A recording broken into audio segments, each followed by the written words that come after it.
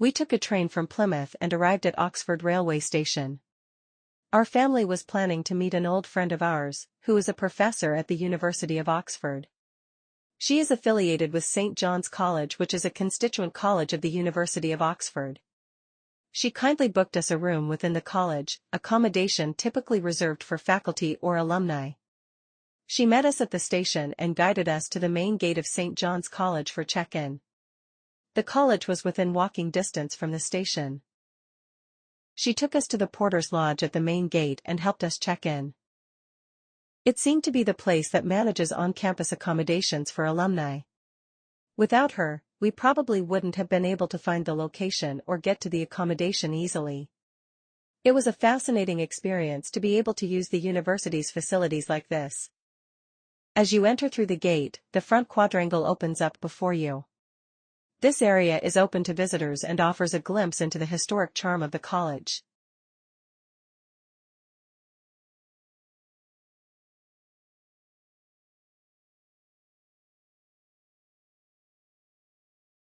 The North Quadrangle, located to the left of the front quadrangle, includes the North Lecture Room and the Beehive.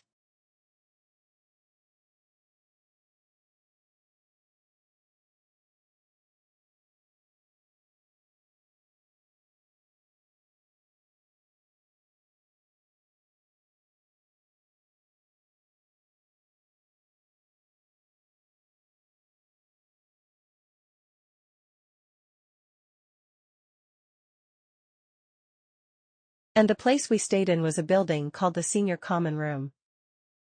They were still using the old building as it was, and since there were no signs at all, we felt it would have been hard to find if we had come on our own. We were given 2 rooms on the 3rd floor. The rooms were spacious and clean. It was a peaceful and lovely room, with a beautiful view outside the window. On the 3rd floor, there was a terrace space designed like a modern lounge.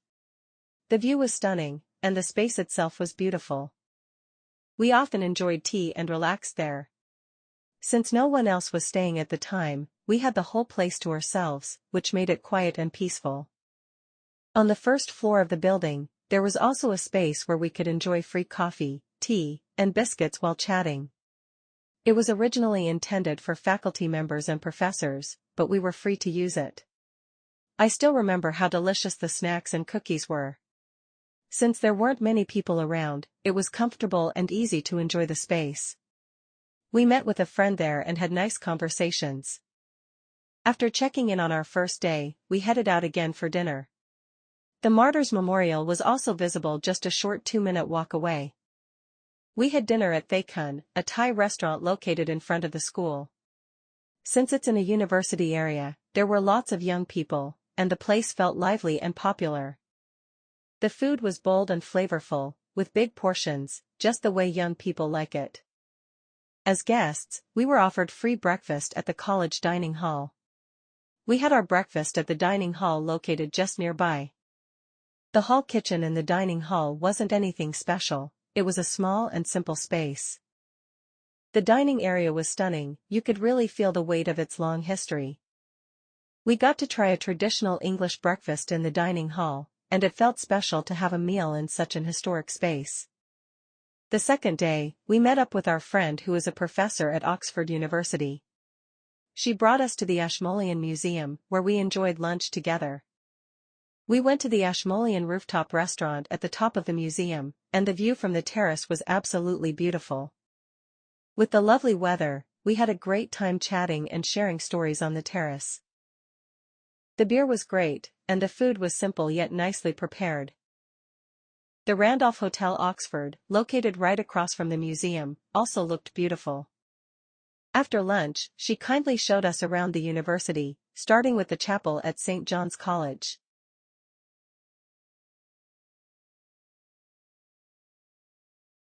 The chapel wasn't very large, but it was beautifully crafted with intricate details. It felt historic and had a sense of grandeur.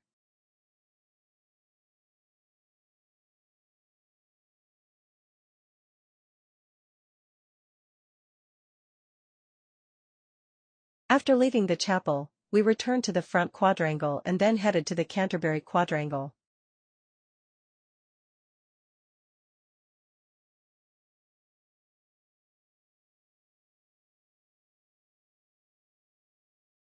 The architecture was beautiful there as well, and we found ourselves taking lots of photos, not even sure of where we were at times.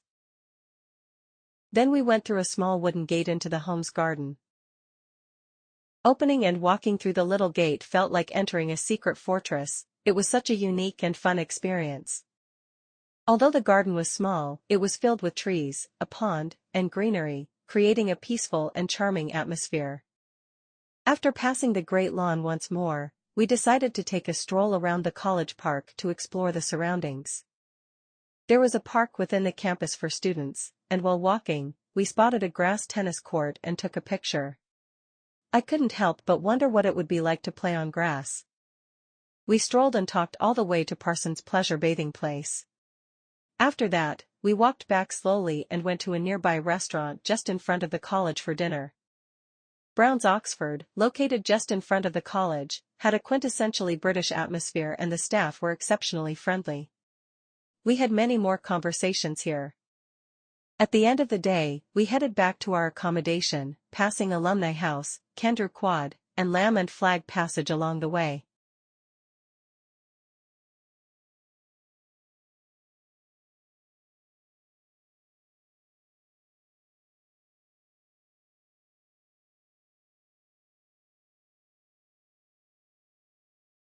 The next morning, we went to the dining hall located in the cafe building at Kendrew Quadrangle for breakfast.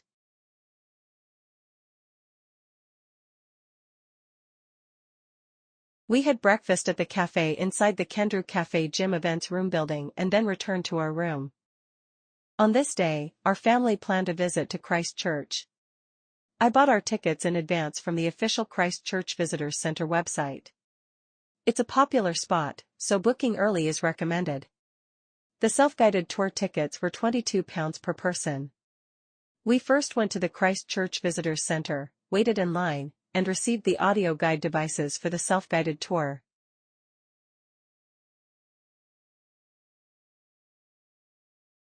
Once inside Christ Church, you simply follow the audio guide step by step to tour the place.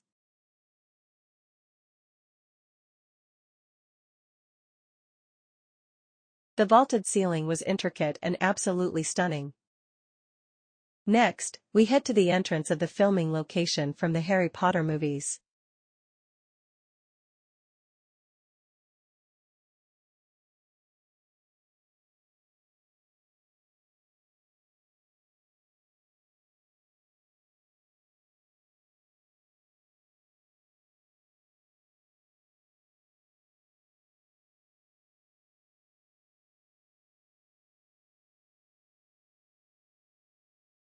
The dining hall resembles the Hogwarts dining hall from the Harry Potter films. While it wasn't used as a filming location, it famously inspired the movie set. The ambience was amazing, and it's a place every visitor makes sure to see. From there, you simply follow the audio guide to tour various parts of the church at your own pace.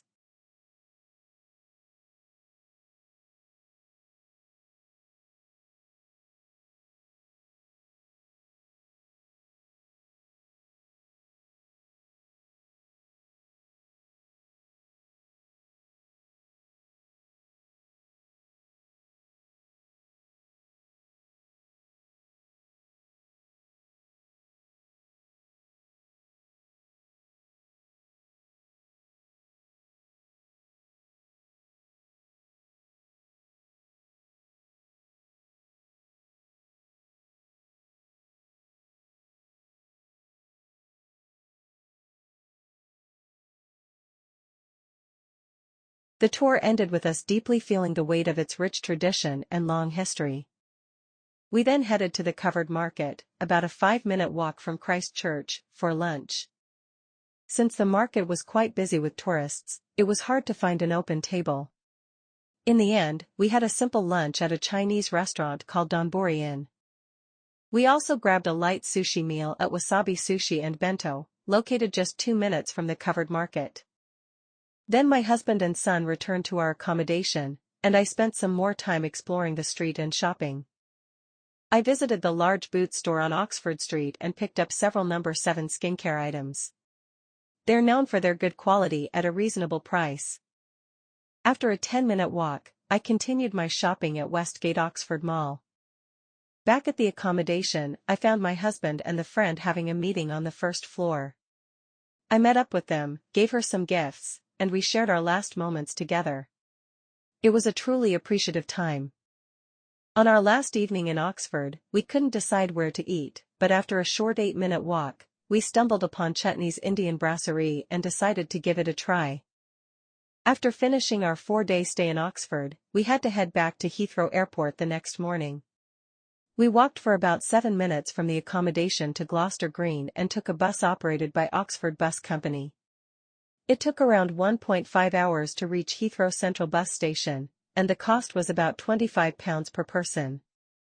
We used our priority pass at Heathrow Airport to relax in the Club Aspire Lounge in Terminal 5 before our 8-hour flight back to Washington, D.C.